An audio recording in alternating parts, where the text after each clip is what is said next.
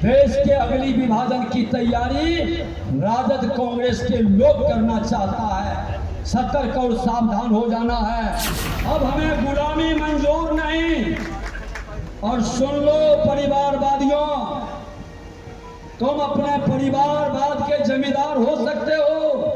जिंदाबाद जिंदाबाद जिंदाबाद, चिराग पासवान जिंदाबाद जिंदाबाद जिंदाबाद। कुछ भी कर सकते हो सत्ता के लिए, कोई भी समझौता कर सकते हो।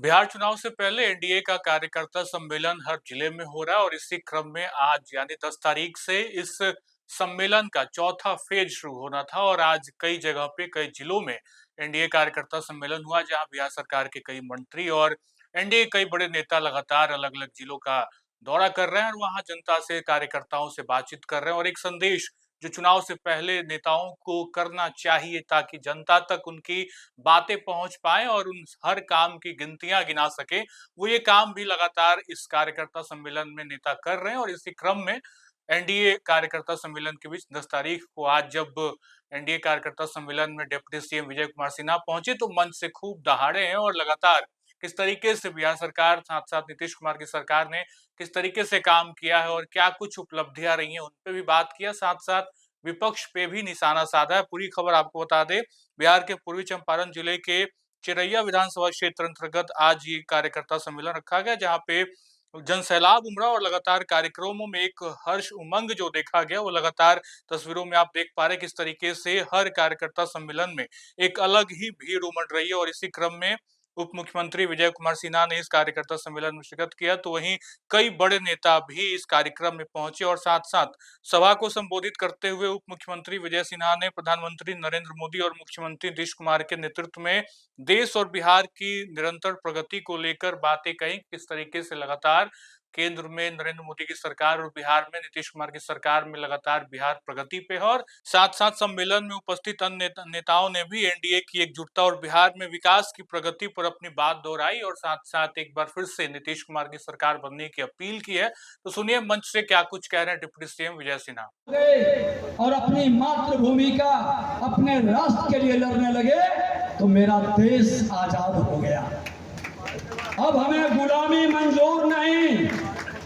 और सुन लो परिवारवादियों, तुम अपने परिवारवाद के जमींदार हो सकते हो।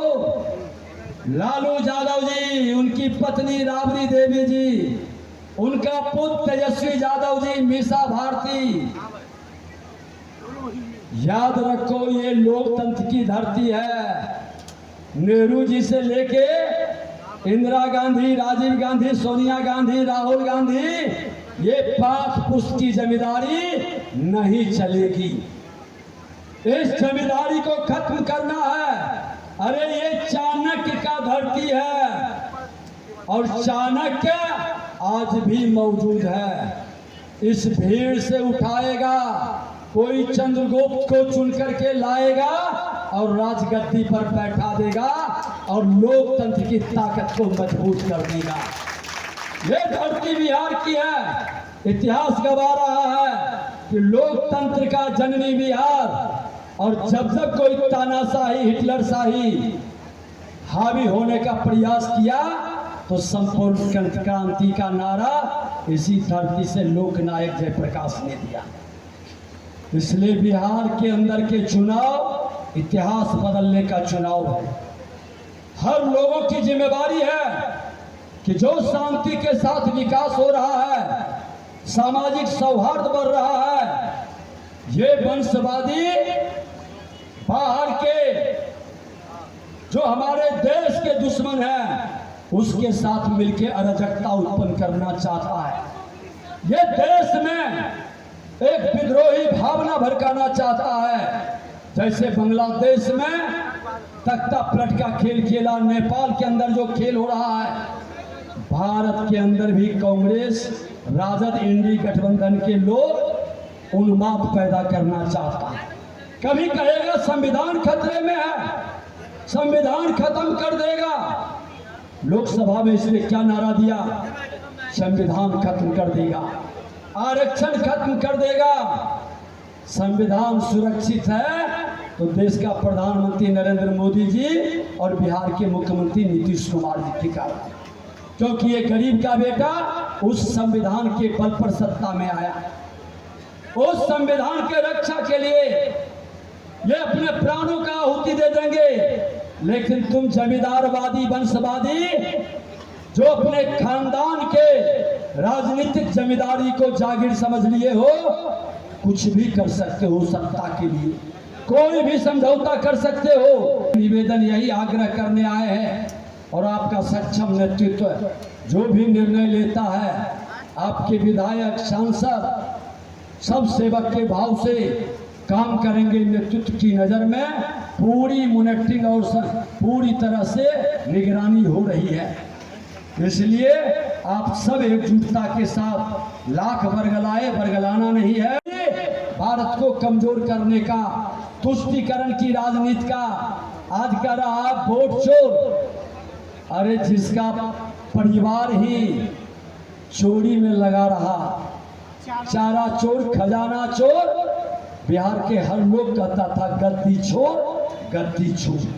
वो व्यक्ति कहता है वोट चोर। वोट की चोरी नहीं, अब बुद्ध से जिन नहीं निकलेगा, तुम्हारी जमींदारी नहीं बढ़ेगी। जो बांग्लादेशी, पाकिस्तानी या दूसरे देश से आया लोग बिहार के लोगों के हक को नहीं छीनेगा।